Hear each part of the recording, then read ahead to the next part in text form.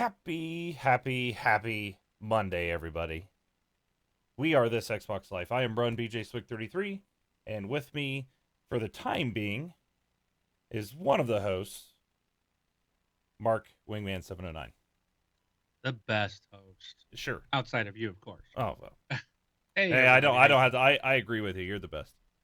No, probably the worst one on here. so, Rob is going to try to join us here in about, I think he said 20 minutes. So we're gonna try a mid show ad of a host, and we'll see how well that goes. But I'm pretty sure it will be fine. Oh, sure. Yeah, What could possibly go wrong? yeah, no kidding. Thanks. So, sorry if I sound all hoarse and everything. I've been sick. It's been crazy. I caused the podcast to be 24 hours late because I was working on the weekend. So everything right now is my Hacker, fault.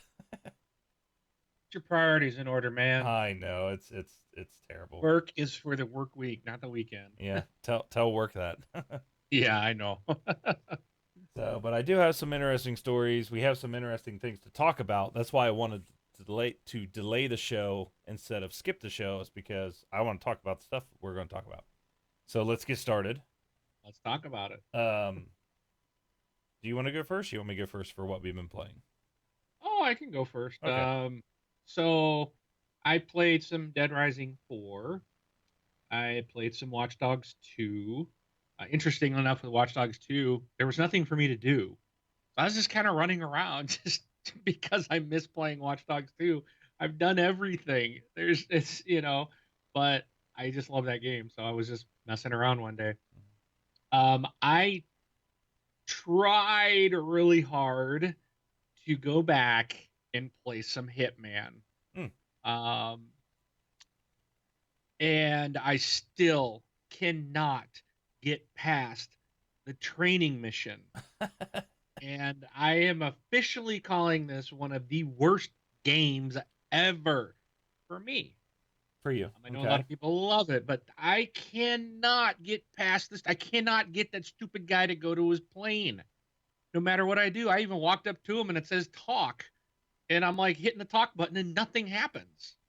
I'm just like, what is, I'm just, forget it. I'm just done with this game. I'm gonna And delete it. that's one way. That's one way to assassinate or I take care of even him. shot him. I even killed him and it didn't count. Huh. I was like, this doesn't make any freaking Yeah. sense. I know the big thing is you got to get away. You have to escape. So. Well, I didn't escape after I killed him. Well, I got then, caught. yeah, you're not going to beat But it there's there. always someone there. This is what frustrates me. It's like I do I shot him and like some dude just happens to come out of the bathroom. Hey, Yeah. or I go in a room and it's like it's clear except for one guy, so I walk up and kill him, and oh, some guy just happens to walk out from the other room and sees me.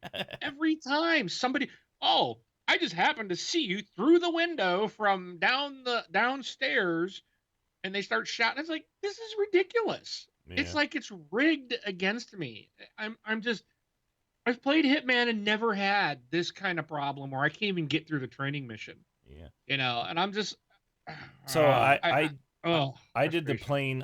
plane part as well. So what I did is I walked in and I walked around, and obviously you got to kind of sneak in because other people will recognize you or notice that you don't belong. But I snuck in. I got the poison. I noticed that one of the mechanics walks over eventually and takes a drink of water. So I went and put the poison in his water. So he drank the water and then got sick and then went to the bathroom. And when he was in the bathroom, I sorry, somebody's at my door here. It will be very quiet as he sneaks in. So while he was in the bathroom, I knocked him out, changed his clothes. So then I could walk into or walk around or up around to the plane. And the other mechanic there, you can't let him see you because he'll recognize that you're not his friend. So you kind of got to walk around the back side of him, take his tool, go up to the plane, switch it over, and then it'll tell you, go get the guy. And since you're a mechanic, you can walk right by everybody and walk right up to Right. him and say, "Hey, I need you to do this protocol." And then he goes and gets in the plane, and you read off the checklist, and he ejects himself out of it. So that's It a bit. doesn't work for me. Hmm. It doesn't. So I do. Here's what I do. I go off to the left, so I hear them talking about like you jump the fence, Right. and there's the two mechanics saying, "Hey, we got to do this ejection seat thing." Right. So then I walk to the left to the guard station. I throw a coin, so the guard goes to the far left. I go up. I take him out, change into his clothes, Right. jump through the little guard shack window, kind of go to your left behind the other two guards, Yep. and then I walk in to the plane and I go to my right and there's guards talking there and I go around him into the next room and there's a mechanic by himself. Right. I take him out, change his clothes, get the wrench, go out and do the ejection seat thing. Right. And I go upstairs, walk across, go into the office where that dude is, and it won't let me talk to him. Oh, okay. So I'm like, why? What am I After missing wrong here, after right? the game has told you to go up and talk to him.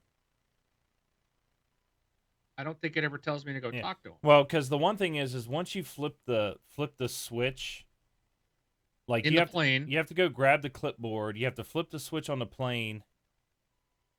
Or no, There's a clipboard right on the other side. So as I walk over to the plane, I'm grab the clipboard. yeah. And then I walk around the plane, I do the little wrenching thing, and then I go upstairs. I think you have to trigger the event where the guys go and they look and make sure, like one of the mechanics, like if he's not kneeled down, like he has to walk over and inspect it prior to you flipping it, because then he'll go and like kneel down by his tools, and then you sneak one of his tools, and then you switch it.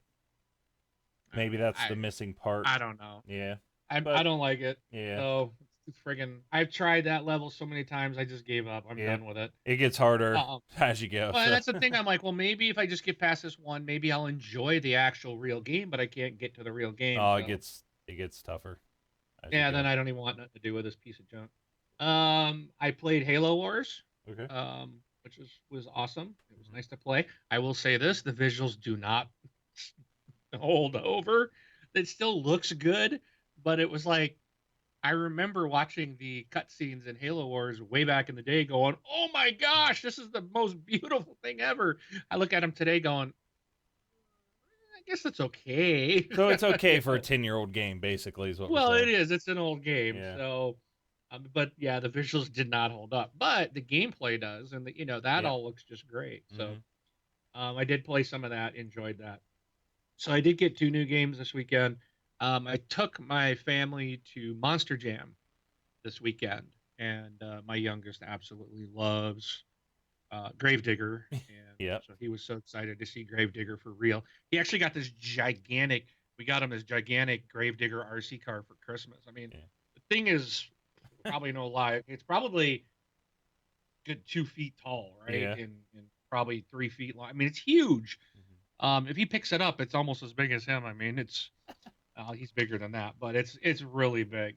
So he runs that out in the yard over the time, and he was so excited to see Gravedigger for real. So while we were there, they were like, "Oh, buy the Monster Jam Crush It game on Xbox One," and blah blah blah. And I'm like, "I've never heard of that." So of course, when we got home, we checked it out. I got it for the kids, and yeah, it sucks. Oh man, don't tell the kids that. Well, my youngest is gonna love it no matter Right. what. He just likes to drive it, and so but the game is really bad. Yeah. It's bad. So I don't recommend it at all. And then today, I was with 2 of my kids. Well, my oldest and my wife were out.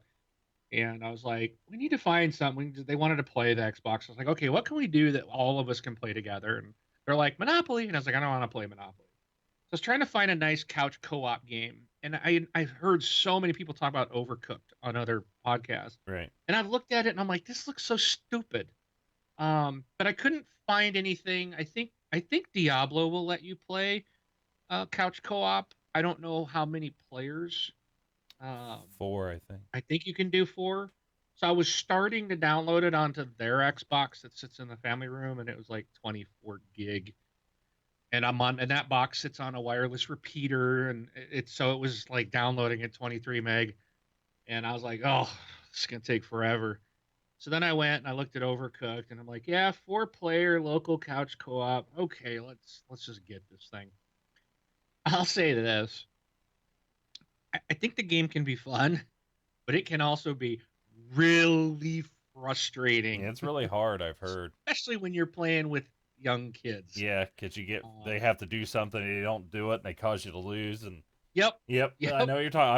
I've heard all about it. So. Grab the onion, grab the onion, get the onion. No, it's a tomato. I'm yelling at my little one. And I was like, okay, wait a minute. I got to stop yelling at him. It's just a game, but he was trying. That's But funny. no, we were all like getting frustrated at each other. And then I'm trying to get to the pot to make the soup, and my daughter's like in the way trying to grab a plate. I'm like, get out of the way. Can't you see the pot's about to overboil? And I'm like, move, move. So finally I was saying, okay, you do this and then you do that and I'll do this, and just stop going to do other stuff. Focus on your task. Right. Do that only. And then when they finally would do that, we actually finally like 3-starred the very first level, and they were all excited about it. So then we went to the second one, and then we got to the third one, which was like a ship that moves. So then your whole counters are moving and blocking you off. I was like, oh, this is brutal, man. But the kids enjoyed it. I sort of enjoyed it, but I was more frustrated. It's almost, yeah, very frustrating at the same time. Right. So that I think wraps up what I've played this week. All right. I also played Halo Wars, except for I played a little on the PC. Um, Actually, you were playing, and I was playing on the PC. So, played a lot And more. there's no crossplay. Yeah, no crossplay. I played more Diablo 3. I got one more thing to complete for Chapter 4, so I'll have my full set gear. And then I'll probably move back to some 360 games for a while. Or, sorry, Xbox games for a while. And then okay, so I had a big deployment. It's been very busy at work the last month. I've been working a lot. And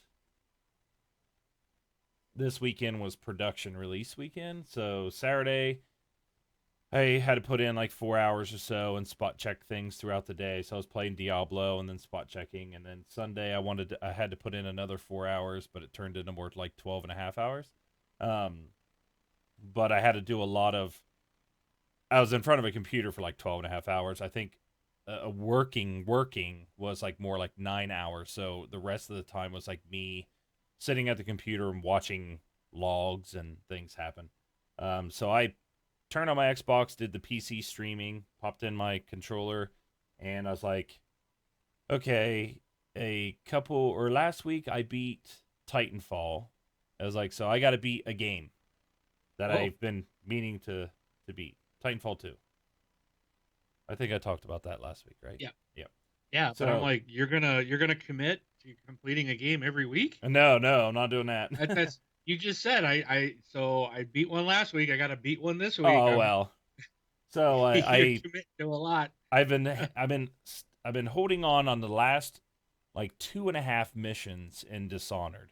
So I opened up Dishonored and I finished it through the rest of the way. I was on high chaos, but I beat it. It was good. I do like the game. I really want to play the second one. Um, it was funny because I had to overwrite some of my earlier saves, and my very first save was from August 2015. Wow. So it's taken me a year and something to beat that game. So, but I did. I beat it. So Rob would be happy if he was here, but he's not here yet.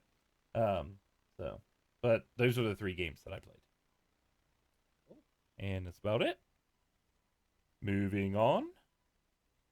If you'd like to become a patron of the show, it is patreon.com/thisxboxlife or thisxboxlife.com/patreon. And we've had a couple people sign up for that, and that's more of like a monthly fee or a monthly subscription. You choose the price. If you do $10 a month or more, you get on the show. So you get to come and hang out for an entire show, kind of We still dedicated need to to you. Drano on here. Yep, we have to get Drano on. Drano, if you're listening, reach out to us. Yes. We'll get you on. Yeah, we'll have to Xbox I do Live not want to forget about that. message him. So, and actually, speaking of Drano85, he was the last one who tipped us, which you can go to thisxboxlife.com/donate, and that is more of a one-time thing.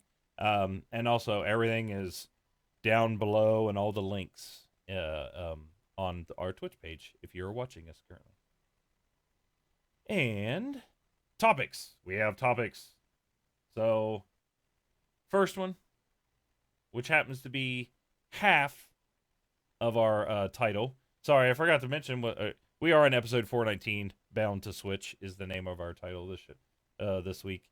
I think I just mentioned where this Xbox Live had announced and took off from there. I don't remember if I mentioned the show number.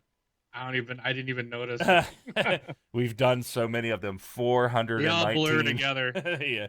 You think we'd have it down pat by now? Yes, Bound to Switch, and the first story is Scalebound. I think it was Monday when the news came out. It was like right after we recorded. I'm like, really? Come on. So Scalebound has officially been canceled. I know once it was canceled, if you went out, you saw all the Sony fanboys saying, "See, that's why Microsoft's crappy. They can't even release a game." And I was just like, I was completely floored. Like, you're kidding me, right? But I will have to say that people will have to be posting that on purpose and just like joking, just to, get people all frustrated because that's Sony PR doing that. Yeah, probably. There's people that are paid by Sony to post all that. Oh, probably. I'm sure Microsoft does the same. Yeah. So, I mean, Scalebound was shown 2 E3s ago. The last 2 E3s. Yeah, the last 2 E3s. The first time, and it was it was shown and announced the same time Crackdown 3 was announced. Don't even go there. I'm not going there. Don't you dare. But I will say, it. Yeah, I was listening to other shows, and I guess like that was on there, and some other thing was announced, and it was also canceled. I think it was like man, what was it? It's like Fable or something, some Fable game, which I think is the one that was like practically finished, but they canceled it at the very end. Fable Legends. So Fable Legends, Scalebound were like all in the same E3 when they got announced, and both of them have been canceled. But it's been canceled. I don't know how you feel about it, Mark. I mean, to me, I probably wouldn't have played it. It's not my type of game. I mean, the things I remember about it is that, the guy with the headphones and the dragons. My problem is that last E3 when they actually showed gameplay, it did not go over well. It looked bad. Like, it looked buggy and jumpy and things like that. And then after that, we kind of heard it was in trouble, but then it wasn't. They tried. It's crappy that a game's not coming out. I will say that I think it came to the point where they weren't going to be able to recoup any money, so they just cut it off. And for people who are mad at Microsoft and things like that, this is a business, and you tell me something where you would just allow money to continue to drain out of it before you cut it off. And that's kind of the way I thought about it. It's crappy, but it happened. I feel bad for the developers, but I think maybe those devs can go and make something else, and Microsoft can take money and put it toward other projects. The one thing I do like about it is I think it kind of shows something where, you're expected to deliver, but you're not like it. They did not Microsoft did not force these people to do something and say, release this game or else we're going to cut you off. I mean, this thing had to be in development for a good 4 or 5 years. So I think they were given plenty of time and they just didn't deliver, and Microsoft doesn't want a Last Guardian. So there you go. That's what you get. It's better off just to cut it off. So, and what's next? Crackdown 3? You say that one's canceled next? I will punch you in the face. I don't think that game's getting canceled. I will fly to Ohio just to Yeah. punch you in the face. Yeah, I will say it was kind of crappy to hear like a new IP though. It is something new and different. Even though I wouldn't have played it, it's something that it was something new. So, but Yeah, I mean, and I think a lot of people, I say I don't care. I don't care for myself personally because I just had no interest in the game. It just did not appeal to me. But right. I am saddened because I know a lot of people were looking forward to this. So, and it's I think it's only good for the console to have good, exclusive IPs. So I am sad to see it go on that aspect, just like Fable Legends. It Yeah. kills me to see a game basically at its finished point, and they say, "Nah, we're canceling it." I'm Yeah. like, what? It's done. How bad can it be? But it seems weird when there's so many bad games like Monster Jam Crush It or Hitman that they do release and they won't put these out. Yeah. But, Yeah, it is kind of a bummer. But yeah, I there was a lot of people excited for Scalebound, so yeah, I do feel it bad does for them. suck on that. Yeah, Yeah. I do too. Yeah. So, all right. Do you want to take the next one? You probably read more into this than I did. I've been, like I said, really busy, so I haven't been able to keep up. Alrighty, let's see if I can get my screen to. Why is it not weird? Something's wrong with this page. But anyways, so there's the creators update um, coming out, and let's see. So Mike Ibarra, who's head of the platform engineering for Xbox, gave an update on a number of features that are coming to Xbox One and Windows 10. So I want to read this. It's not too long, but I want to read this so everybody gets everything. So 2017 is going to be a monumental year for gaming at Microsoft, whether you play on Xbox One, a Windows 10 PC, your mobile phone, or anywhere you sign in with Xbox Live. We're going to make your gaming experiences easier, more social, and better with innovative hardware and software features throughout the year. We're focused on feedback from our, let's see, blah, blah, blah. As part of the creators update, we announced that Beam, gamer created tournaments and other fan requested features would be coming. They're kicking off 2017 and by introducing some of these features next week with more updates to share in the coming months. These updates are about 4 key themes: streaming, performance, people, and competition. We'll make it easier to stream than ever before by making Beam a feature on Xbox One and Windows 10. We'll improve the performance of your PC games through an all-new Windows game mode, and we'll release Arena on Xbox Live, where you can play and organize tournaments or create your own, making esports available for everyone. So they're gonna have instant stream to Beam on the Xbox One and Windows 10. So pretty much like what we got with Twitch capabilities right now. They do have increased performance in gaming. So it says on this bullet point, they say our goal is to make Windows 10 the best Windows ever for gaming. So they're going to do some. They got this feature called Game Mode, which will supposedly help. In addition, every Xbox One will see an update coming to the guide that will make it faster to complete common tasks. Through one press of the Xbox button on your controller, you'll be able to pull up the newly enhanced guide as an overlay on the left side of your screen, no matter what you're doing. In addition, we're rebuilding the most popular multitasking experiences for speed and ease of access. For example, you'll be able to start recording your game DVR clips, adjust your recording length, and access your captures directly in the guide. We'll also add a new achievement tracking overlay, gamer score leaderboard, a new Cortana design, and controls for background music, making these features easier to use. They're going to do some updates for better ways to stay in touch and sharing with your gaming friends. So they're going to do some more activity feeds, social network stuff, addition improvements for the looking for clubs and looking for groups, and then the arenas that I mentioned earlier. So this is supposedly going to be hitting next week. So this article was written 3 days ago. Okay. So probably this week, or I guess this week, we're already into Monday. Yeah. So we should see these updates this week. Um, Now, this kind of goes along with another article I left up here that um, Paul Thurrott was talking about. So we'll hit two with one here because Okay. he posted a story here today, actually, and he said, "Will Microsoft ever fix the Xbox One's Achilles heel?" And he went in to talk about the speed and the performance of the UI. He's like, "Yeah, the box plays games great, but everything else with the guide or the snap, or notifications, everything is slow. It's Yeah. sluggish." And he's like, "Every update they promise that they're going to address these things, but he's like, okay, are they really going to do it?" And Brun, Mr. Presar is on. All right.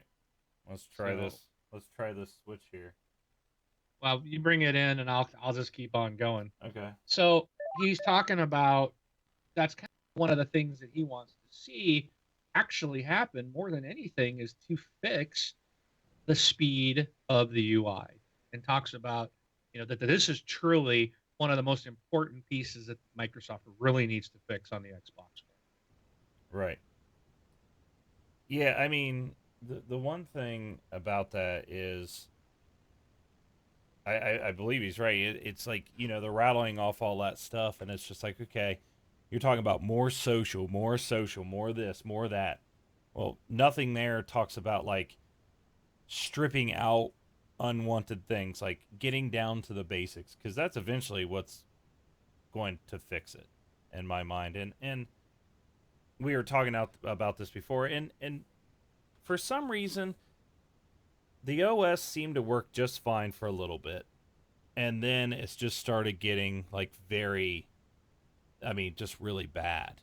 Um, and it's getting to the point where it's just like I don't even really like getting on there that much because I'll double hit my Xbox button and nothing will happen, so I'll double hit it again, and then it does just the Yep. open close. I'm like, oh, jeez, Yes, it tells you, "Oh, you okay, want to shut down?" I'm like, no. I'm like, okay, and then or like if I'm in the menu and I hit left, and I'm like, left, left, and then it like goes over, and then I'm like, okay, right, down, down, down, and then it'll go dunk, dunk, dunk, dunk, and I'm like, okay, now I got to go up two because you went too far. I mean, that's ridiculous. It's horrible.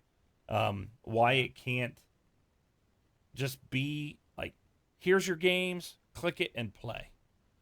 Here's your friends, start a party chat, start chatting. Get rid of the ads that are streaming through there because that consumes time and energy. And I know I was saying to you, it's like I've used Netflix, I've used HBO Go, I've used the Time Warner app on the Xbox One, but get rid of that stuff. Some Roku's are $19. Plug it into an HDMI slot. It consumes less energy and it does the same thing. It's not a $300. Your Xbox is not a $249 Netflix player. And it's just to the point where if that stuff is causing problems with my gaming, then I want it to be gone. And all these things that you rattled off, like, oh yeah, they all sound great in theory, like, oh, beam integration, this and that. Well, what about just playing a game? So, I'm tired of also getting things um, like the activity feed. I thought the activity feed was really cool back in the day. I really don't think it's cool anymore. I think it's just a waste. It sucks up resource. That was my first thought when they first introduced that. I'm just like, man, this is going to just slow it down. And I mean, think about it. If your friends list now, you can have a billion friends, and now it's gonna got to update that activity feed for all your billion friends. And now you got the clubs, so it's got to update all the clubs and that you're in, and all that does is add more and more background resources to Right. that. And they yeah, I don't have a problem with the apps, and I like Netflix and Amazon Prime and Mm-hmm. HBO Go and all that. I like being able to do that from the Xbox. I think that's pretty cool. It works great. Um, and I don't have to go and get a Roku box. I know, yeah, it's cheap, but I don't have to I don't have to plug in another device. Right. I do like that, but that should not impact the speed of the UI. The Right. UI should be, I mean, come on, Microsoft has been making OSs forever. This should be the easiest thing to do to make this a speedy UI. Yeah. And I would have no problem dropping the activity feed, or you know what, if they don't want to do that, what would be great, because this is what you've had to do in the Windows world, Yeah. for the European Union, is you got to be able to strip everything out, right? Right. So why not say, I don't want, like right now I can choose Cortana or Xbox commands. Okay, so Cortana's turned off. Let me turn off the activity feed. Let me turn off clubs. Let me turn off the things that I truly don't want and see some performance come back. And also I can say this, that the best way to keep your machine running as quickly as possible, Braun, is turn the instant on, turn it off. So that when you shut your box off at night, or when Right. you're done with it, it completely turns off. Hmm. And when you go back to turn it on, it does remove voice commands. So you can't turn it on with the voice commands. And it will take the full minute or whatever to boot up instead of the 10 seconds. But it does a full boot up. But when I did that, I didn't have the speed problems anymore, because what's happening is you're basically putting your Xbox into hibernation mode. Right. Yeah. And I never use hibernation mode on Windows because it never works. Even to this day, it never works because it just bogs your machine down. Yeah, but then you can throw an SSD in there, and Windows 10 boots up in 7 seconds.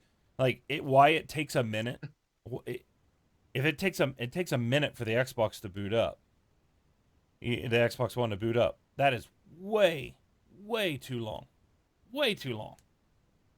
It's crazy. Like the 360 never took that long, and it's because it had less to worry about and to bring up and things like that. It's getting really bad, and all these enhancements, it just seems like they're throwing more crap into it. I mean, not crap, but they're throwing more on top of it, but not fixing the major issue. So, and the thing is like we have to pray, and we're a Microsoft podcast, and I don't know how the PS4 OS is. And I'm not a big fan of like the firmware stuff, but the cross media bar on the PlayStation 3, like how simple that was, like, or are the blades? It's better to say the blade system for the 360. It's like, why can't we? The Xbox One is almost like the blade system, except for it's got so much crap in it that it's just ridiculous. I mean, so the most important thing on the front page is the pins, where you pin your games, right? And then the other most important part is the this thing on the left hand side that you have to go over to. Everything else on there, besides maybe my games and stuff, doesn't need to be there. So why is it there? You want that ad on that homepage, Braun? Don't tell me you don't need that. Yep. Forza Horizon 3 ad that is there now. Yeah. We got a question. So Gunny asked, how do I turn off instant on? Okay, good. So when you're at your dashboard, you go to the left, move your left thumbstick to the left to bring up the sidebar. You go down to the little cogwheel. That'll be settings. Move over to the left to select all settings. And I'm going to walk through this. But it looks weird. Like I'm looking around. I'm trying to look around a monitor. Go to power and startup. Then go power mode and startup. And you'll see power mode instant on. Uncheck it. And what that does, so again, now it'll tell you things that are going to happen. So you can't use your voice commands to boot it up. You can't turn off it won't get background updates. Right. So your games won't update in the background, which honestly, lately it seems like that doesn't work 100% anymore anyways. So true. But so you will lose some features, but you're not basically putting it in hibernation mode anymore. And I've gone back and forth, and like did it for a time with the instant on turn to off, and never had any performance issues. Turned it back on. About a week later, all of a sudden it's sluggish, and then you got to go and you got to either do that or pull the power cord, to get the system to be working quickly again, as Right. quick as it possibly can. But anyways, hey Rob, what's up? Hi, Rob. What up, fellas? And the transition worked quite Hey. nicely, actually.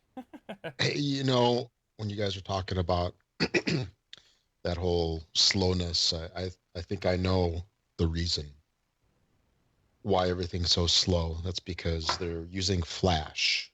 They saw how well it worked on Farmville. Now they're using Flash for the Xbox One interface. I mean, They'll probably replace all the videos with real audio sometime soon. Make sure that goes really smooth also. real audio. And real video, not real audio. I was gonna say, you remember real audio? Are we getting Oh. Winamp? Are you Well, putting Winamp in for our Yeah. audio No. player? No, because Winamp actually works. Well, actually, it used to work really well, and it was quick and smooth. That's true. That's true. You- We wouldn't want We wouldn't want anything that works. They would want to do the most bloated, slow, unresponsive. Like real player. Yes, real yes. player. Sorry, not real audio. That's what I meant. Real player. Yeah, but, real Yeah. player. because the Xbox One is supposed to have Windows 10 on it, right? Supposedly. Is that the way it is right now? Because in a way, I think that's what they're making us think that's there, but it's not what's really there. I don't think that's a clean, like, just Windows 10, because Windows 10 is actually really quick. I mean, it's snappy, it's fast. I think what they did is they slapped a Windows 10 hybrid, like, on top of their clunky whatever was on there before. And the other thing I will say is, yes, Mark, Microsoft's been making OSs for a very long time. But you have, Windows 95, Windows 98, a little bit better. Windows what? Me? No. Me. Windows 2000. So Windows 2000 was good. Windows Me was crappy. Windows XP was by far the best thing they've released to date. And then there was Vista, which was crap. Ooh. 7, which was good. 8, which was crap. Garbage. 8.1, which was okay, and then 10, which is good. So they are on an every other, cycle as far as Right. releasing a good OS. The Xbox One is the third one, which is the crappy one, a part of that cycle. So hopefully the Scorpio is the good one. Just my opinion. Brun, I know you have a programming background, so A little one. I think you could, yeah. So you could have maybe a little bit more input on if this actually might be the case. But in order to have a responsive, in order to have a responsive system, Yep. you need either one of two things: average hardware and optimized clean code, or you can have bloated code and a super fast system Right. to overcome the bloated code. Right.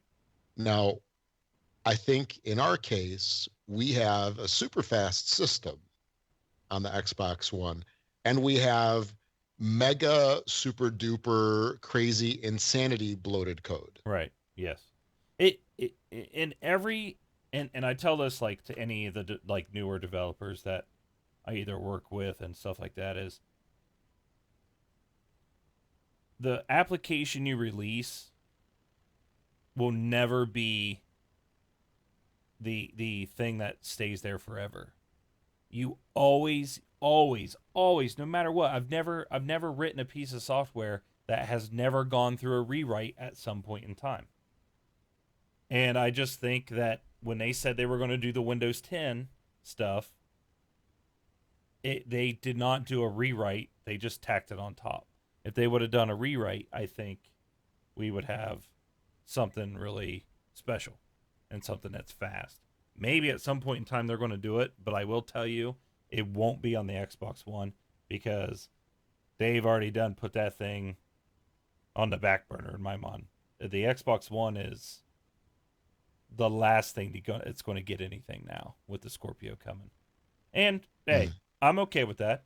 I mean, you know, it's 3 going on 4 years old. There's a new console coming. They're going to spend the big bucks and the big time and the best programmers on their best product. So I wouldn't expect anything less from anybody else. Just what I don't understand is like how minimal the Xbox One dashboard is, or whatever it's called now. To me, it's extremely minimal. I mean, it's got all those sections, what the store, home, what communities, and something else. So it doesn't have a whole lot of sections, and I kind of like home, that. Community, one guide, and store. Yeah. Okay. So it's got those sections on there, and otherwise it's fairly minimal. It's just like tiles. And I just don't understand why it can't be smooth. I agree. Like I run Kodi, to watch some shows and stuff like that at home. I don't know if you guys are familiar with that. Yeah. It's that media player thing.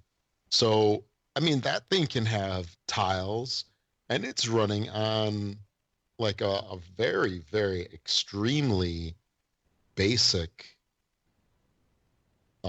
like CPU and such, and it just flies.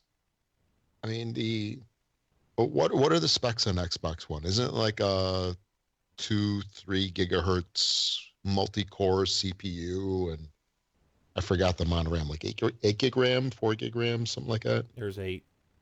8? Yeah. It's Yeah, DDR3, but I agree with you. And the thing is like I would love to be able to like put a fiddler or something on there so I could open it up and see all the network traffic that's going in and out of that box.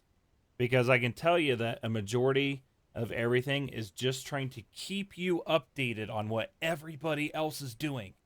The activity feed, things like that, that is what's killing the system. Because when you go to the community section or you go to open up your friend stuff, like it's got to know about what everybody's doing at every given time. It's like this person's signed in, this person's signed out, this person's asking you this person's doing this. Like, oh look, so and so got an achievement. Like, okay, I get it. But the first problem is it has an AMD processor in it. That's yeah. I mean, yes, I work. Intel's the mothership. Competitor. But AMD is definitely the competitor. But I bought my kids got an AMD machine, and it's crap, man. I mean, it's garbage. It's I wish that they would use Intel chips. Yeah, I do believe, I'm a full believer that there's a big difference between Intel chips and AMD chips, just from personal experience, and it has nothing to do with who pays my paycheck. Right. That has nothing to do with it. No, I get that, and given the choice, I would probably prefer the Intels also. However, Microsoft, I mean, whatever their team of programmers are, they are writing for a specific chipset, specific CPU, specific architecture.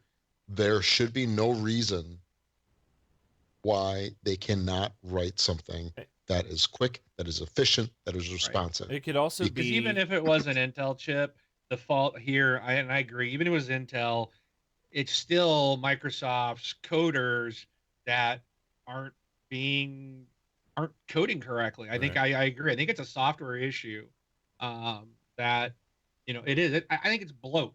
It's you talk about, Rob, when you said that it's just tiles, but the thing is, my understanding, and I could be completely off my rocker here, and Ron, let me know if I am, or Rob, let me know if I am, but my understanding is like each one of those little tiles, it's almost like a snap-in separate process.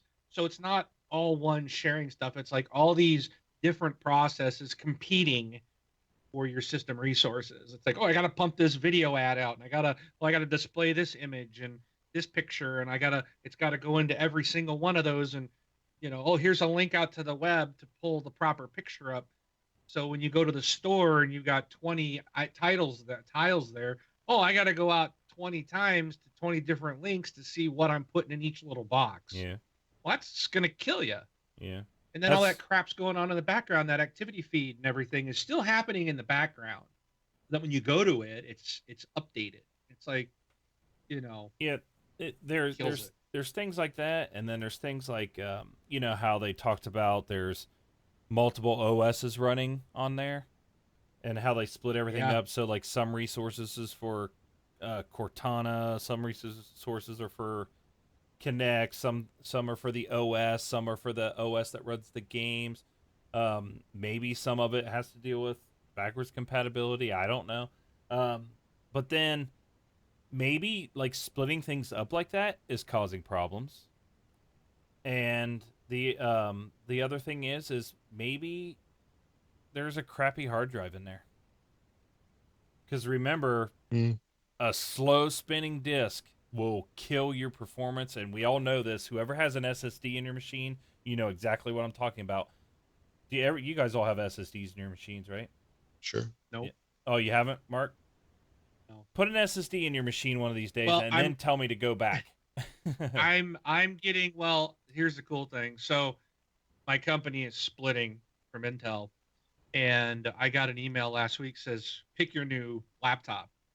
So basically I'm getting the same laptop that I have now, except it's going to be it's the same laptop, but it's going to have the Intel Skylake processor in it, and it comes with Windows 10 and an SSD drive. So yeah. It'll boot up in 4 to 7 seconds, guaranteed. Cool. I'll get to experience that here pretty soon. Yeah. And then, because I have a 500 gig for my C drive, and I'm getting ready to rebuild. I got a 250 in my hand. This one's going to be my C drive. My 500 is going to be for all my gaming and everything, and then I'll have a data spinning disk drive as well. So I have 3 in mine. But you're talking about AMD, and for every machine I've ever built, I've put an AMD in there. And I will say that unfortunately, like the machine I have now will be my last AMD machine. And it's not because they're crappy. I think they're they're good for the price that you pay. I just think that they are not advancing like Intel. They're trying, but I don't know what these new chips that they're coming out with. Maybe they'll be good. Who knows? I have no idea. But yeah, Intel is just dominating when it comes to performance. So, but we digress. So just one last thing to add. Putting all grapes aside and such, I think we're probably looking at two things with the slowness and responsiveness, which I find very irritating. I know you guys had talked about it. Like my biggest gripe on it all is really in the store. I hate going through the store. It annoys me to no end of just going into. I usually go like in the new releases section just to see what came out recently and all, or even that countdown sale that we had just a little while ago. Just sitting there and like scrolling down, like down, nothing. Okay, is my controller doing anything? Hit down again. Now it goes down like 4 times. Yeah. And then you go up, and then it's just like no response. You have a cell phone that you're used to just going woo, woo, you're scrolling up and down, just like flying by. Well, it might be, I don't know, maybe it's slow on yours, but you should have that kind of responsiveness. At least it should be easy. Now, one of two things. I know they're running that virtual machine. Maybe they're sacrificing the dashboard. Maybe they are purposely giving more CPU to the other portions of the system just because they figure the dash is more or less static. It doesn't need it. And right now it's just slow. Another thing is I work in unified communications, basically phone systems, and the phone system that I work with primarily it's just insane. It is just a huge resource hog. And I had some colleagues that were, let's say, some advanced technical types. Um, they went in and they rooted the system because it runs on Linux, and they were actually poking around to see how it operates. And the system was running in full debug mode. Oh my gosh. So it's Sorry, I know what that logging. means. Yeah. So it's logging everything. Well, And this is, if you have a problem, you want to at least you'll right, know where you'll be able right. to get your logs. Oh, and I mean, there's admittedly lots of problems that we run into, as frustrating as they are. Now, with the Xbox, one thing that immediately comes to mind is exactly that type of scenario. They are going through, they're cramming in features left and right. And I mean, I'm on the preview program. Maybe that makes you more susceptible or not. I think, Mark, yours is not, right? I'm out, baby. I jumped out of that Oh, sucker. that's still slow, right? Is it still Yeah, slow? I still if I'm on instant on, typically I gotta pull the plug on it probably about once every 2 weeks. Okay. So So I get it. But the thing that really makes me wonder is because of all the development they're doing, all the features that they're adding, they're going to run into problems. They're going to have to get some kind of metrics back as to what the problems are when people experience them. So they have that whole feedback program. Who knows what it sends back when you make that? Like, we fill out the little description as to what happened, and I bet it sends back like all this video and all like memory dumps, or who knows what it sends back. It's very likely that that is actually what is causing it. And it would be nice if we could actually have that turned off and get the performance. Like I would rather, I don't know about you guys, but even if it came down to like a quality issue on the Xbox, I would rather not have the stupid thumbnails be, do them at lesser quality so I can just have the system just fly by. If I click on a game, okay, yeah, then maybe, you know, it'll be okay to wait that half second or second Right. to the screen to pop up as opposed to the 5 seconds it comes up now. That's another thing. That's another thing that irritates me also. You click on something and you sit there and you wait. Yeah. There's nothing on that screen that should not like come up instantly. Yep. But anyway. Yeah, it's just I mean, I think that was the whole point of the whole point of the article was that's what's killing it right now. So, yeah. If I wasn't mistaken, it was written in Java.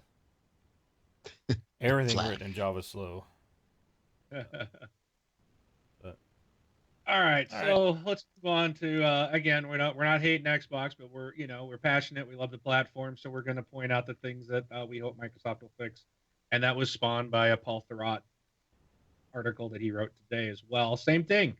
He likes it. He's a big Microsoft guy and wants it to be the best. So, so Titanfall 2, guys, is getting an update. Woohoo!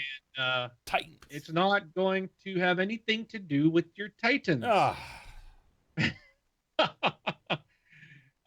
They are going to. It's going to be called. Let's see. I guess it's called Live Fire. The centerpiece is Live Fire. So this is going to be a 6-on-6 pilot-only mode. You will have just 1 minute to either eliminate the entire enemy team or hold a neutral flag when the time is up. The mode is also going to get 2 new maps created just for that purpose. So I guess we will not see these maps unless you play that particular mode. The release is also going to include a new Coliseum map. Again, this is a pilot-only mode, a new execution, and fresh commander intros.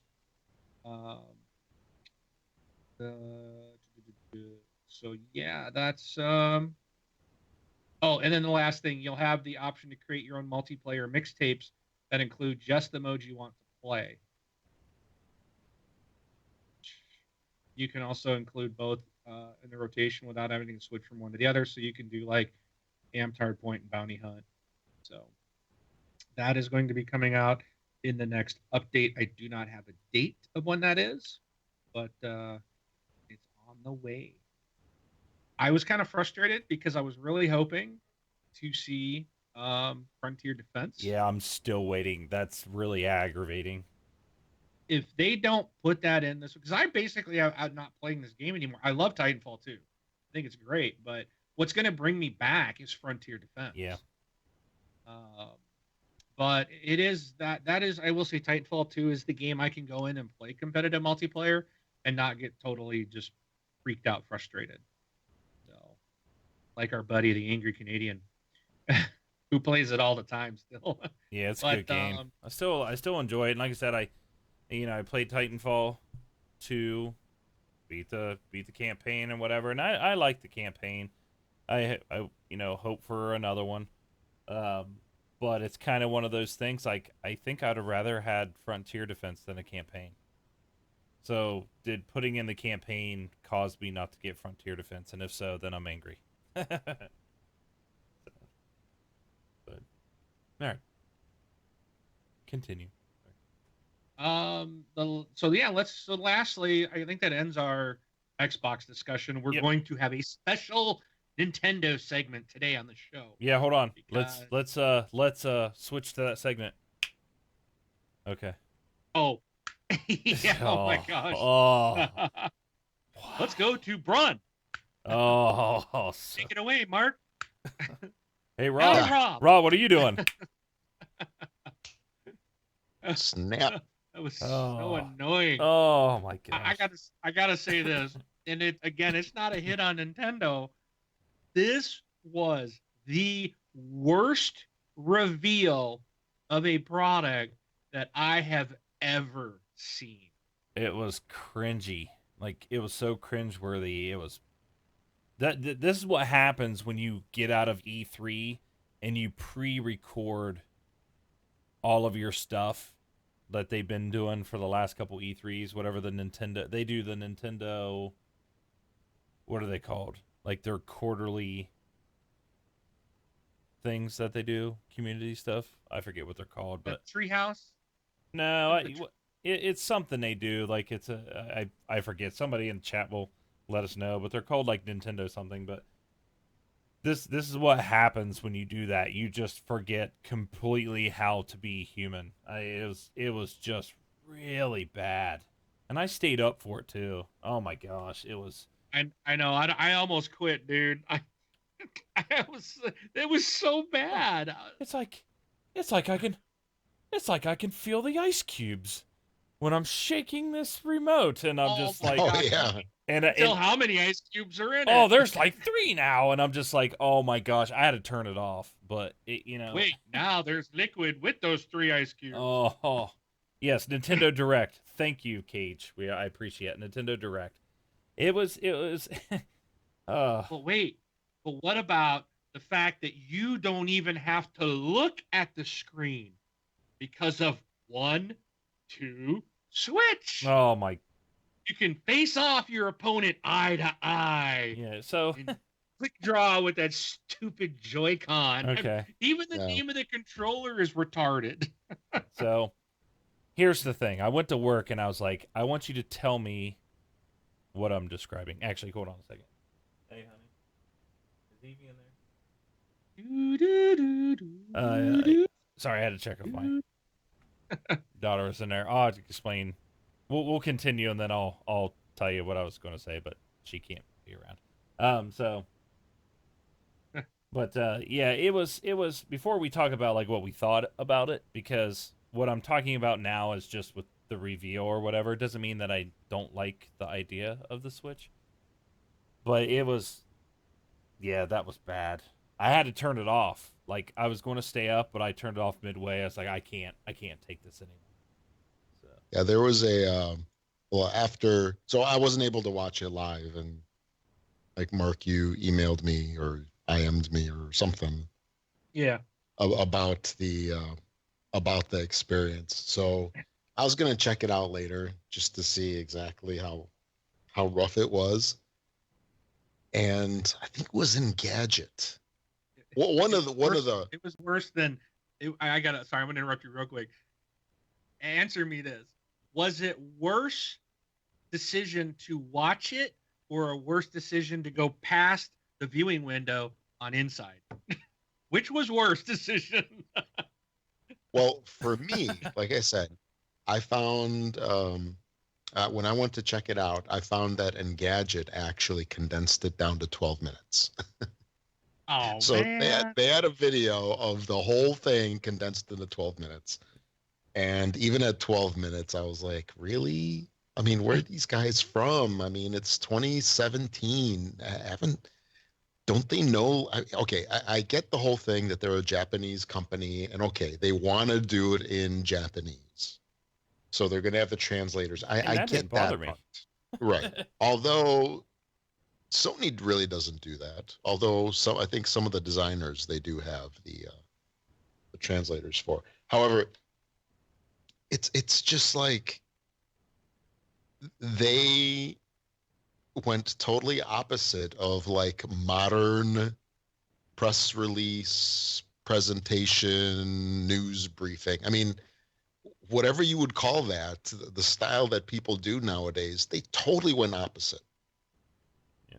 And it's just ridiculous. I mean, it was very like disjointed. It seemed uncomfortable and it didn't flow and it seemed fake. You know, it just, Yeah, and It felt very fake. Yeah. yeah. I mean, I don't mean that it was like fake, like the stuff that they were showing wasn't real, but it seemed like it just wasn't like genuine. You know what I mean? It wasn't. I don't know what I'm trying to say here. I don't know if it's getting across properly. No, I know exactly what you're trying to say.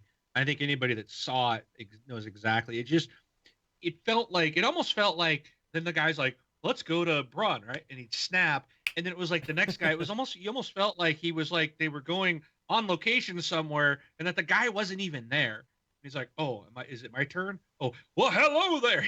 Like nothing sunk up, but I know part of it was that we were hearing because it was in Japanese.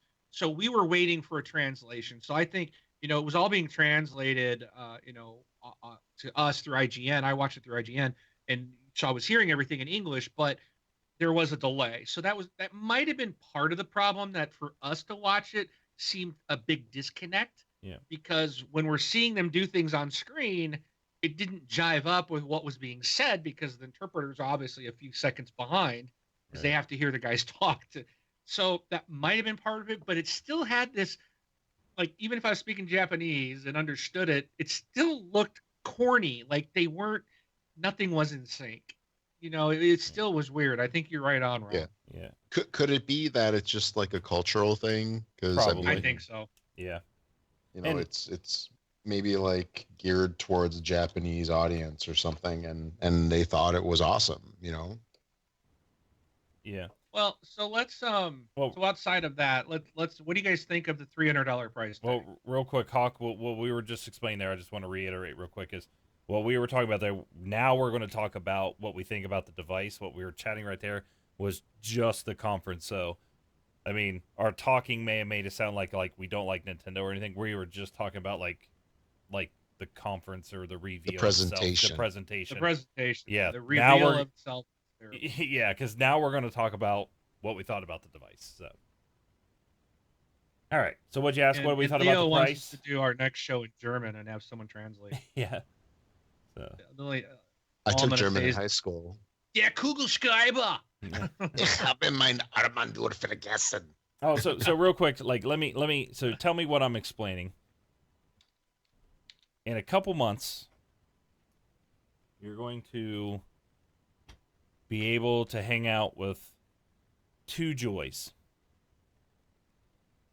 One joy you're going to be able to frantically play with, and the other joy can watch.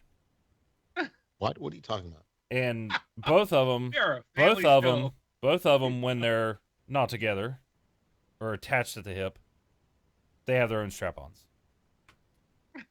And We are our family show, yes, Ron. and He's you talking about Microsoft Band. and you can do all this for the low price of $299. What am I describing?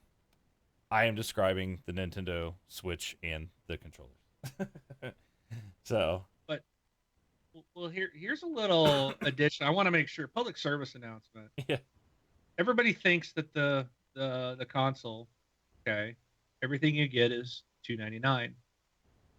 The problem is that the little Joy-Con adapter that comes with it is not will not charge your controllers, which absolutely blows my mind. Wait, what? So actually, yeah.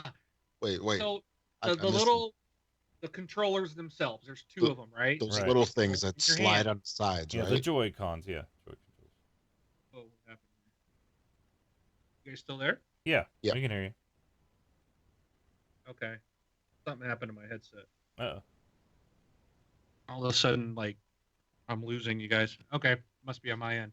Okay. Weird. That's gonna be. Okay. So, anyways, wow, this is terrible. So the two controllers they slide in to this like adapter, and that's what comes with the console. However, that adapter that you get in the box will not charge up your controllers. You actually have to buy a separate Joy-Con charging grip for $30, or dock the tiny controllers in between sessions. So like Right. you have to take them off that thing and then slide them onto the side of the screen in the dock. Yeah. That's weird. Charge.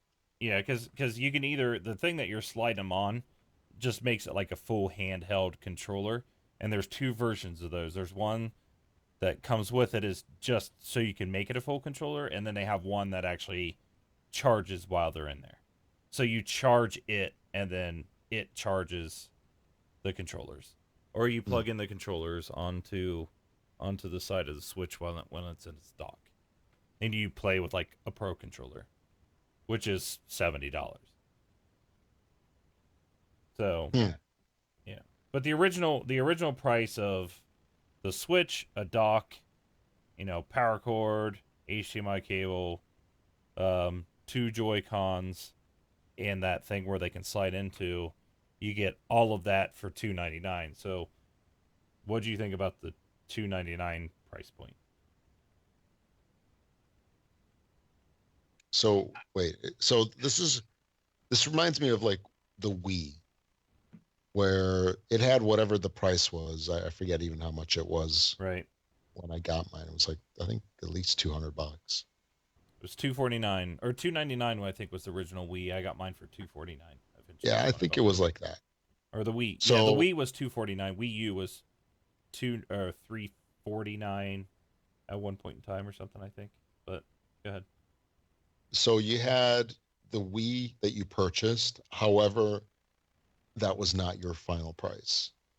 You always had to get, okay, of course you got to get a second controller, and now you got to buy two nunchucks, and maybe you got to buy those little protective things. And in the end, you're in at least another $100 just buying stuff that you need anyway. Yeah. So, I know all systems are like that to some degree because, you only get one controller, although I think Xbox in particular, I mean, do you really need more than one controller? Maybe two tops. But, I've got 6 in my house. well, yeah, but, it's like how many do you use concurrently? Yeah. So, Well, with Overcooked, I can use 4. Yeah. yeah. The PlayStation and the Xbox are more meant for a single user. Right, And really, if you're talking about the Wii was not meant for a single person. The Wii U was more meant for us. It's almost like they were weaning you off of it because the Wii U had the big tablet, but you only had one of those. But you could play more people with regular Wiimotes. To me, the Switch is a single person device. Yeah, but you got to buy more stuff though. So it's really not. I mean, it's like $299 plus. Well, it depends what else extra stuff you're talking about. You don't have to. Well, if of you- course you don't have to. If you but want a people will want pro type controller, $70. If you want two more Joy Cons, you can either buy one for $50 or another pair for $80. If you want a separate dock, so say you want to dock it to another TV and have two docks, a new dock is $90. So they are doing the Nintendo Japanese thing, which is we're going to give you this console and we're going to outcharge you for everything else. Now, Right. there are $90 for a dock? Yeah. Oh my gosh. You might as well buy another Switch at that point. And to me, like, yeah, if you're gonna buy two more Joy-Cons for $80, so you can have two people do like a split screen or something like that, which you would do more of a split screen, I guess, if it's docked, but you can do it if it's not docked. I mean, those are expensive controllers, but the controllers do a lot. And you can buy a left one or a right one separately, because it's really weird. Like, you know, I heard people talking today. It's like the motion IR sensing one is only in the right, but the rumble is only in the left. Or they were trying to explain it. I don't know if it's actually true or not. But it's just like, I don't know. They're just blundering like where they blunder anywhere else. Like, everybody's just like, oh yeah, but I'm gonna be able to play Zelda. And to me, I'm still interested. Okay, I'm still interested in one. I was more interested in one at $249, not $299. 2.5. What'd they say? Battery life. 2.5 hours. 2.5 to 6 hours. To 6 hours. Can we get any more of a wider range? Depending on the game. Depending on the game. They said if you play the new Zelda in tablet mode, you will get almost 2 what did they say? 2 hours or 3 hours? I think it was almost 3 hours. Almost 3 hours, which means less than 3 hours. Right. You know, and almost can be anything over 2.5. So right. It's yeah, when I started stacking up things like that, it started to get my thought of really wanting one to, like, you know, maybe I'll eventually get one. And when there's only a handful of games coming out the day it comes out. So, but I'm still interested in it because I like the tech. I like the technology. So, yeah, sell on day one. They're gonna sell out their pre-orders and all that. Well, that's because they'll undermake them. Zelda comes out the same day. It's gonna have, you know, but my understanding is this is the same game that was being made for the Wii U. Yep. The Wii U never got a Zelda game. Yep. And when I watched the trailer or the video for that, I'm like, this game does not look that good. And maybe Nintendo doesn't have to. Maybe they don't. Maybe people don't care about visuals. But I'm like, this game looks. It might look really nice, maybe on the tablet, but if you put that to your 60-inch screen TV, how bad is that going to look? You know, that's my thought. These games being written for the tablet, or are they being written to look good on a TV? Because there's going to be a difference in how stuff looks between those two. Yeah, the tablet's only 720, but when you dock it, it'll output to 1080. People are wondering if it's going to upscale everything, so it's not. So the games aren't being written in 1080p, right? I don't upscale. I don't know. That's all question. Like, nobody knows. That's, you know, there's a lot of questions they didn't answer. Like, you know, right. we found out shortly after that it was 32 gig of internal storage because all the games are in cartridge mode or cartridges, and you can use any micro SDX chip or card for extra storage, which is kind of nice. It's not proprietary. But yeah, I really think this part of it looks neat, but a lot of it I think is just, wow, what the heck are they thinking? You know, Nintendo's able to pull it off every time, but you know, the Wii was a huge success because of the motion controls. It was the first time anybody's done that. Mm-hmm. But I really think that, I mean, the Wii U really didn't do very well. And I don't think this is going to do that well. The way I don't know. Yeah. I foresee a big failure. Yeah. It seems, and those controllers, I got to say this too. So the guy took the controllers out, held them in his hands, and I'm like, Yeah. Japanese people. Okay, I'm look at me. I'm a big, fat American, right? I got big old meaty paws. You're like 3 Japanese people, dude. I'm like 3 Japanese people. Japanese people aren't like me unless they're a sumo wrestler or something, right? They are smaller framed people, No, and yeah. that dude had that thing in his hand, and like I barely could see it in his hand, which is obviously a much smaller hand in mine. I'm like, that's gonna be like holding a Tic Tac in my hand. Someone even in Yeah. our chat called it a Tic Tac controller. Yeah. I'm like, yeah, that's not gonna No, work yeah. for me, And I'm granted, but I don't know. Even a typical sized average American, those might still be kind of small in their hands. It's going to be interesting to see. I'm looking forward to seeing one in a store and putting my hands on it. Right. But they looked really small when they Yeah. took them out and they were holding them in their hands. I was just like, wow, I don't see how you're going to hit all the buttons.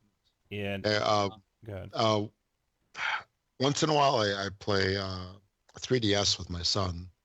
We'll play like Mario Kart or something. And I mean, I think we have the XL, the bigger 3DS as well. Yeah.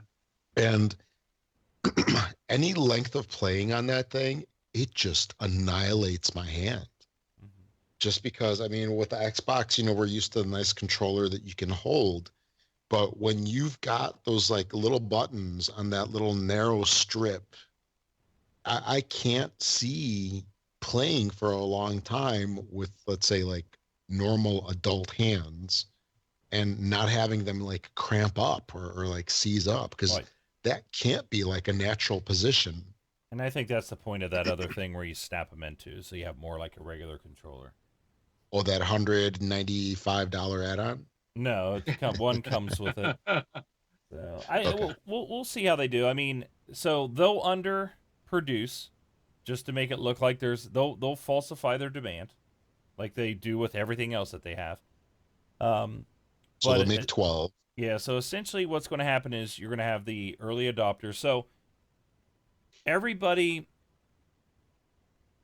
I'm not hating on it. I would still really like to have one. But I want to see more games, and I'm going to wait it out because of their history with the Wii U.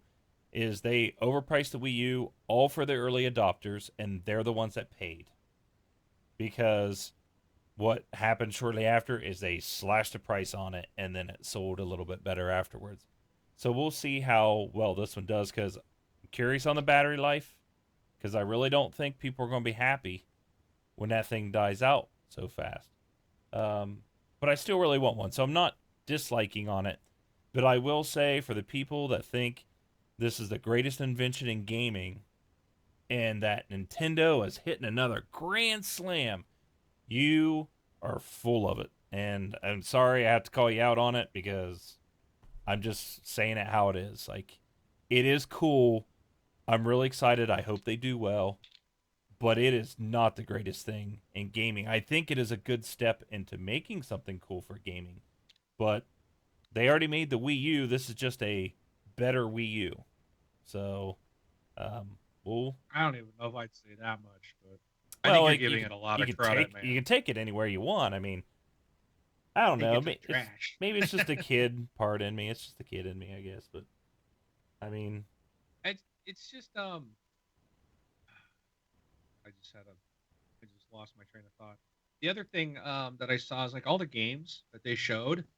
The only thing coming out at launch that I think anybody will want is obviously Zelda. right.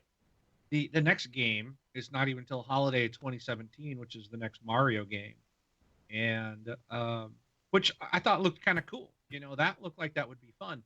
Everything else looked just retarded, like the game called Arms, which is like you're a boxer with your stretchy arms and you can Ugh. curve your arms by twisting your wrist. And so it's like you got the Wii remote, you're back to the Wii controls, and so they got motion control in this thing, and they got rumble, and and then they had nothing good outside. In my opinion, the only good game I thought was the Super Mario, whatever it was called, Super Mario. I don't even know what it was called. I don't remember, but that looked good. And then that's like something that I would like. Okay, I might pick it up to play this, like when I'm traveling or something. But And then what I thought was weird was they had all these developers come on, third party, and it's like none of them had a game. They were all like, "Oh, I'm excited to code for this amazing um, uh, futuristic hardware. I'm excited." Yeah. And it's like everyone was doing like nobody, you know. Another one came on. I'm like, well, we're in the pre-planning stages. We don't even have a name for it yet. And I'm just like, this is Everybody's the reveal. All these third-party devs are like, yeah, we're looking forward to developing it for it. Not one of them had like, oh yeah, we're gonna have this in the first year. Even Todd Howard was on, and his was probably the most because the best because he's like, yeah, we're bringing Skyrim, and that actually looked good. It was like the only decent-looking game, Mhm. but all the other third-party devs were just like, oh yeah, we're gonna bring something. Yeah, it's Splatoon 2 will probably do very well. yeah, the Splatoon first one's 2 was pretty good. shown and announced. Yeah, so, but outside of Splatoon, Zelda, and Mario, I just can't see any reason to get this console. Yeah. Not right You know, away, not on day one. That's my thing. not on day one. Yeah. No, unless all you want to play is Zelda. If that's it, that's all there's going to really be for you. It looks like, and then you're going to have to wait till the end of the year for Mario to come out if it releases on time. Yeah, I was hoping more for a 249 price point, but I think based on what I'm seeing now and waiting it out, I think the 199 is more of probably when I'll be ready to jump in at that point. Yeah, Hawk said they have like 95 companies and 5 games. Yeah. Because they were talking about like, yeah, how many developers are working on it, but they only announced like 5 games. They're afraid And to some commit. aren't even coming out this Yeah, year. they're afraid to commit because It's they're the afraid. beginning of the year too. Yeah. Yeah, and Skyrim's a 360 game. So, and that's what they're just porting it. That's all Bethesda's doing is porting a 360 game over to the Switch. Yeah. That's it. So, You know yeah, what that whole thing really reminded me of, like them getting up on stage and saying, "Hey guys, we have a cool system. Take us seriously." I mean, I think Nintendo got panned by a lot of serious gamers or hardcore gamers, and they're trying to capture that. not with 1-2 Switch. Yeah. I mean, they're trying to capture that a little bit, but it's like, hey guys, we got this great system. We're gonna have, Quake Arena on there. We're gonna have Quake Arena. We're gonna have Frogger. Frogger, Populous, Yeah. just all these like old games, and it's just Yeah. One. it's sad, sort of. Yeah. 1 second. One more thing before we move on, because we should probably move on. Is they are charging for online, which I find really interesting. But online's going to be free until the fall, and then they're going to charge for it. Not saying how much they're going to charge for it, but then they are going to give away a free game, a month. NES or NES or Super NES, I think, is what they're going to do. So no price on that. And my whole thought was, well, before you start charging for something, you should actually have something. So I'm curious if they're going to have a whole new online infrastructure, which would be interesting to see and good for them if they do, because it's about time. But I thought it was really weird. It's like, yeah, we're going to start charging for online. I'm like, do you guys even actually have it? I mean, I know you can play some games online, but I wouldn't call your stuff online or charge worthy, if you want to put it that way. But so just another. And will people? So I know the hardcores. Will they kick out another subscription? Because right now a lot of people are paying for Live and PSN. Are they willing to pay a third one? Depends how much it is, but based on the peripherals, who knows? It might be $120 a year. Oh, I would imagine it's going to at least be $50 a year. Why not? I mean, Microsoft and Sony are now at 60 a year, so I'm sure Nintendo's going to come in at $50-$60 a year. I can't see them being cheaper than that. All right. Because why not? They're going to make the money off. The Nintendo. There's a lot of Nintendo fans out there who will Yeah. pay and who want this, and Mhm. hopefully they'll get something good other than just a free game. That's an old port from an old system. Because that's the other thing. Okay, we're going to give you a free game every month, but if you've only got 5 games in the first year, what are you going to give away? Ports of old stuff. Well, Will that's why that work? they're NES and Super NES games. So Hmm. Wow. Yep. I don't know, man. That's just to me. I don't know. I just don't see the value there. yeah. So, All right. anyways, enough on Nintendo. Yep. So moving forward, community time. Okay. Well, how's this go? I'm so tired right now. So to get a hold of us, there's multiple ways. You can send us a voicemail by going to thisxboxlife.com, click on voicemail, and send us in there. It's off to the right-hand side. 2 ways to send us emails. You can click on contact on our site, or you can email contact@thisxboxlife.com. We do have an email, which Rob will read here in a second. Some other ways to get a hold of us is Twitter. So go to thisxboxlife.com/Twitter. And our Facebook group is our primary area where pretty much everybody in the community hangs out. It is a closed group, but it is thisxboxlife.com/Facebook. So, Rob. Yes, Want to hit the email here? it would be my pleasure. All right. All right, we've got a message here from ASAP Too Slick. ASAP Too Slick. Yep. I want to know what you guys think about Microsoft canceling Scalebound, and what are your thoughts about the future of Xbox exclusives such as Crackdown 3? Do you think Crackdown will see the light of day since we haven't heard anything from them? Also, do you guys think Xbox will lose its momentum this year to Sony, since Sony, at least on paper, seems to have a great year ahead of them with their exclusives and the lack thereof of Xbox? Well, Yeah, go I ahead. gotta say, because Braun, when we talked about Scalebound earlier in the show, Right. I said, don't talk about Crackdown 3, don't jinx it. I am very concerned. I've had Crackdown 3 wallpaper on my PC, on my Xbox for a year and a half now, 2 years. Mm-hmm. And I refuse to change it until this game is released. I am worried because we have seen Scalebound and Fable Legends cut, and both of them seemingly right prior to launch. Fable essentially was done, and they said, "No, we're scrapping it." Scalebound, I believe, was due to come out here in a couple of months, and that is done. It's out. It's gone. I am worried now. Crackdown 3, we did get an update from the devs. They said it will be out this holiday or sooner, but we were supposed to have a beta last summer. That didn't happen.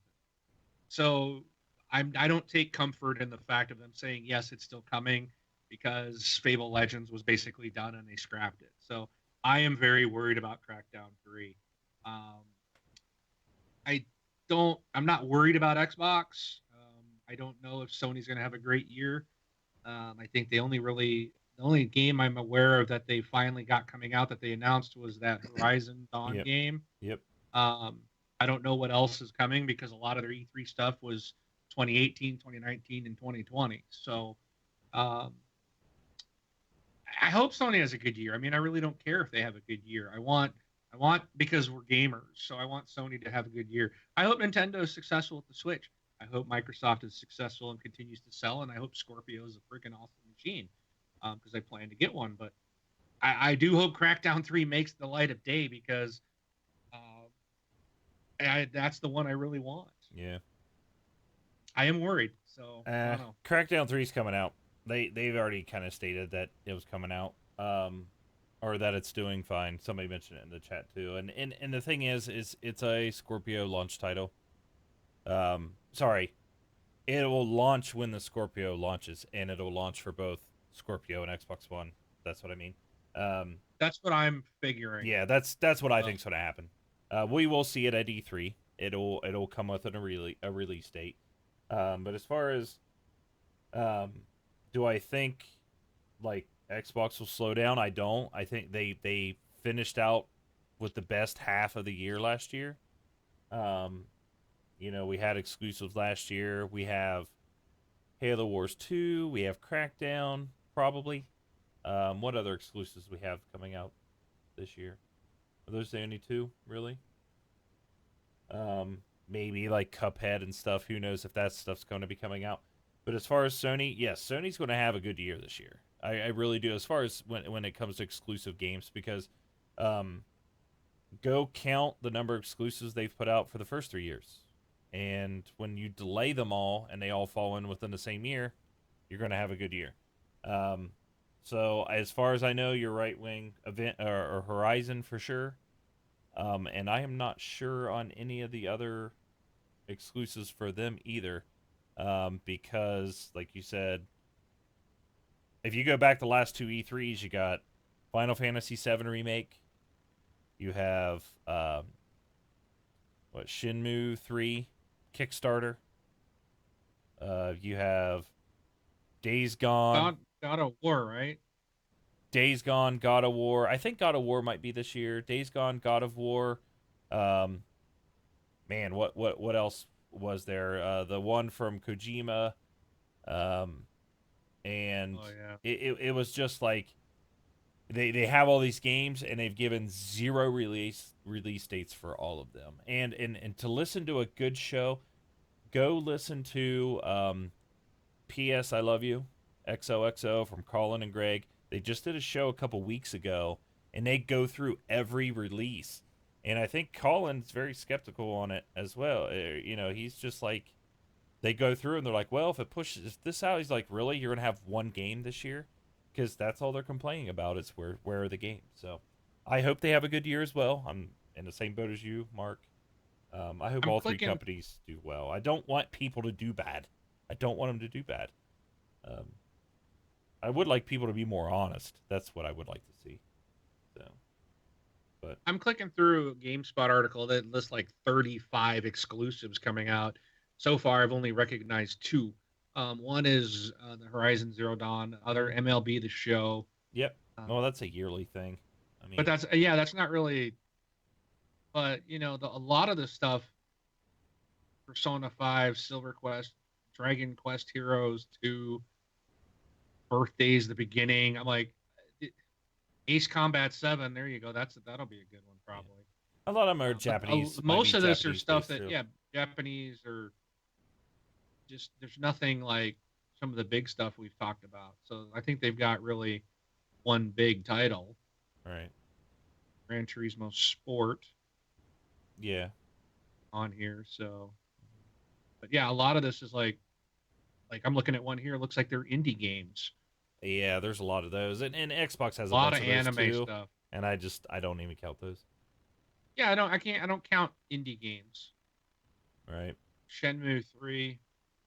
Wasn't that the one that was a Kickstarter Yeah, that's a the couple of years ago Kickstarter. that came out and said, "Hey, kickstart our game"? Yeah, and they still don't have enough. Uncharted: The Lost Legacy. Yep, that was just announced at PSX. Oh, So I mean all they this have stuff. stuff coming, and it's good because really I think that you know obviously the sales for the PlayStation have been phenomenal and doing great. Um, but I think a lot of their sales were based on just being $100 cheaper, and their last two E3s they've just announced games with no release dates in sight, and you can cheer all you want, but I would prefer to play a game. So, but also cross-platform games. I mean, there's going to be plenty of those. Mass Effect and um, so Wildlands and there's plenty of stuff to play. So I'm looking at the same. So GameSpot's got the same thing. Looks like they've only got 9 listed for Xbox. So let me just say what you asked. There's something called Rise and Shine. Nope. Looks like a cartoon game. So Halo Wars 2 is one we would count. Yep. Uh, Tacoma, I don't know what this is. Sea of Thieves. Cuphead is listed if Yep. it ships. Crackdown 3, Phantom Dust, Yep. which Didn't that get canceled? No. I thought they said that one was canceled. Sea of Thieves. Sea of Thieves. And there should be one more here. State of Decay 2. Yep. And that's it. So we have about 5 out of that list that we would consider exclusives, not counting the indie stuff. And then I think we had about the same on the Sony list. Yeah. Yeah. So I think for the big AAA exclusives, they're really still about the same amount coming out for both consoles. And really, I think Sony has also released the same amount of like AAA exclusives that Xbox has released in the first 3 years. It's just you got to go back and look at like how well they did, because Last Guardian bombed, big time bombed. I mean, it's just like, and most people knew it was kind of going to do that, so I guess it's no real surprise to anybody. But it did horrible. It didn't even chart like in the top 10 for its first month, and I mean that just kind of shows that, you know, it's a 10-year-old game. I mean, but yeah. So it's a good question, though. Rob, what do you think? I mean, you gonna answer any of it, or? Well, you know, the stuff with games getting canceled, it sucks, especially if it's a game that you like. And I don't think that they do it from an emotional standpoint, which is how we look at it. I mean, you know, all those guys say, you know, oh, you know, I'm a gamer and I do this because, you know, I love games. No, they do it because of money. Yeah. They're putting out a product, they're getting money back. That's how they pay their bills. And like this whole Scalebound thing, I mean, I missed you guys talking about that thing, but you know, I don't think that it was taken lightly to cancel something like that, especially considering how much it costs to make a game and how long that game's been in development. Because we saw that thing at least for the last, 2 E3s? Yeah, something like that. Yeah, that's what we were thinking too. So like the last 2 years, so you know that they've been working on it for probably at least 4 years, at least to get it to this point. So, you know, especially with some of these games, okay, like looking at Scalebound specifically, I remember when we were looking at this thing in the E3 2 years ago, I think it was. I saw the thing. I found the dude kind of annoying because he was talking. It was kind of like, you know, just like annoying high school kid talk. Maybe that's not the best way to put it. Yeah, I know. But you know, he had those like one-liners and stuff that he would say, and it was like very annoying. And that kind of gameplay isn't my thing in particular, so I wasn't impressed by it. I mean, the visuals were kind of nice, and I'm sure it might have been like a graphically cool game, but at some point they might look at something and say, you know, as great as this looks, it's really not that great of a game, or the game isn't where we want it to be. How much money is it going to take us to get it there? Can we afford that? If it's going to cost them another 20 million to get a shippable game, it might make more sense to just dump it. Yeah. Than to put more money into it when they're never going to get that return. Yeah. And save the rep of the developers too, because I mean, they will eventually develop another game, and you don't want them like, oh, they're the guys that did Scalebound. You know, you don't want that. So yeah, because you know it takes time. It might be better for a company to repurpose their employees to say, hey, you know, okay, Scalebound was a mistake. You know, we shouldn't have made it, or we couldn't do it, or technology kept us from doing it, or the choices we made were poor in the beginning, and now, you know, we can't do it. Let's put these people on a project that can actually make us money. And as far as, you know, Scalebound goes, it sucks. You know, it sucks that, you know, the game got canceled, but, you know, that stuff happens. So I think that the Xbox is in not any worse of a position because of that, or for losing any other, or not having any other exclusives. The Xbox will still go on, just like the PlayStation will, and the Nintendo. But the systems will carry on. It's still early in the year. We still have E3 coming on in what, 4 months, 5 months? It's like middle of June, right? Yeah. Yep. Yeah, so we've got a couple of months to E3, and they might have some kind of reveal again, like they did. Didn't they do something like 2 weeks or a week before E3, kind of on their own, or They was did. that? They started Like, releasing things for things that they know they weren't going to yeah, concentrate on because they were going to talk about Scorpio. But like this E3 is going to be a Scorpio reveal. So Oh yeah. I'm yeah, Oh excited. yeah, yeah. Excited Yeah. to yeah, see. So yeah. We'll probably see, like you guys said, we'll see some Scorpio stuff, 4K, maybe some VR stuff with those like $300 boxes or headsets or whatever that they announced. Maybe we'll have some of that kind of stuff. But it'll just continue. The systems will continue. They're no worse for wear, even though some games are being canceled. yep. All right. So yeah, Cool. Well, thanks again for the question. And Rob, you're up yeah, again for releases and games with gold, and we're out of here. right on, right on. Okay, this week's releases. There's a couple two tree things. First off, on January 17th, that's today, isn't it? No, that's tomorrow. Tomorrow. Tomorrow. Okay, yeah, today's the 16th. So January 17th, we have RWBY, which is Ruby, Weiss, Blake, and Yang. Grim Eclipse. That's a long name. Then we have Mighty Morphin Power Rangers Mega Battle, Siegecraft Commander, I Am Bread as in the food. And then Metrico Plus on the 20th. We have The Assembly also on the 20th. Hunter's Legacy also on the 20th.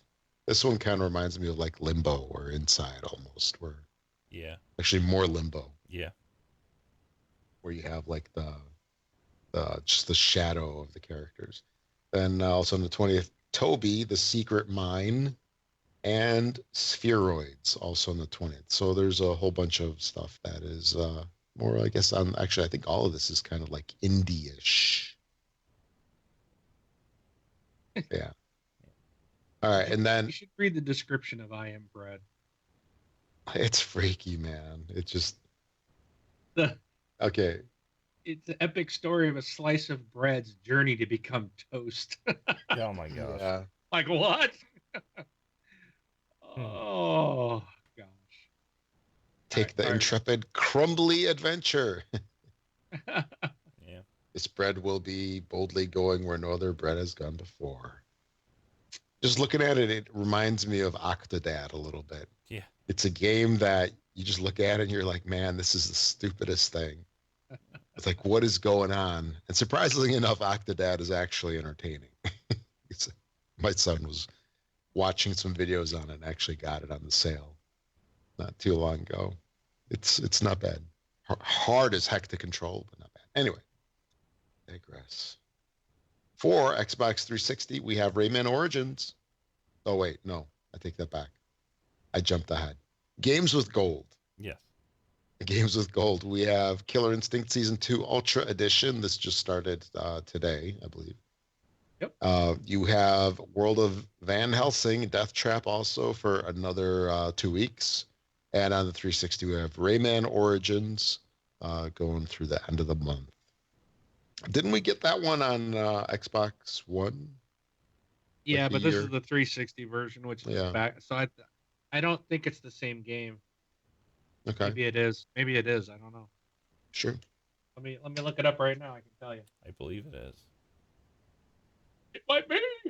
Yeah, because I know we got some kind of Rayman game a while ago.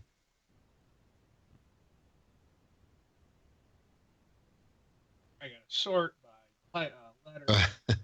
Down, letter. down, down, down. No, don't go down 5 times. I already clicked. Actually, while we were talking, I did do the reset on my Xbox. I shut it down. I turned off that power save and I shut it down, turned it back on. It is a lot quicker. Hmm. Noticeably quicker. Rayman Legends. Oh. Rayman Legends Oh. is the Xbox One. Okay. Rayman Origins is the free 360 game now. Cool. They're different. All right. Excellent. Yeah, my Jameson will like that. He's a huge Rayman guy. Oh yeah. He's crazy for a 5-year-old to Grab it. It's available today. I downloaded it when we started. Same here. Gotcha. Yep. Same with Killer Instinct. All right, and lastly, if you make any purchase on Amazon, and you're also wondering, how can I support my favorite podcast, which is of course this Xbox Life? Mm-hmm. I can tell you can do that by using our affiliate link on Amazon. Each and every time you make a purchase on Amazon, we get a teeny tiny little finder's fee for sending you their way. It does not cost you anything extra, but please make sure to use our affiliate link each and every time. You can find that on our homepage at thisxboxlife.com. Just click on the Amazon logo each and every time you put something in your cart, or actually not every time you put something in your cart, but every time you make your purchases. Or you can also go to thisxboxlife.com/Amazon as well. If you're an iTunes user and you're also wondering how you can help us out, find our podcast in the iTunes store or whatever you want to call it. Find us on there. Give us a 5-star review. The more 5-star reviews that we get, the more higher in the ranks we'll be. So that can help grow the community, get more listeners, and have more goodness for everybody. Cool. So that's all I got, guys. How about you? Anything else to add? Nah, that's all I got. It's a Monday, and I really got to get to bed. Yes. But thank you, everybody, for coming out. We will be back next week, as always.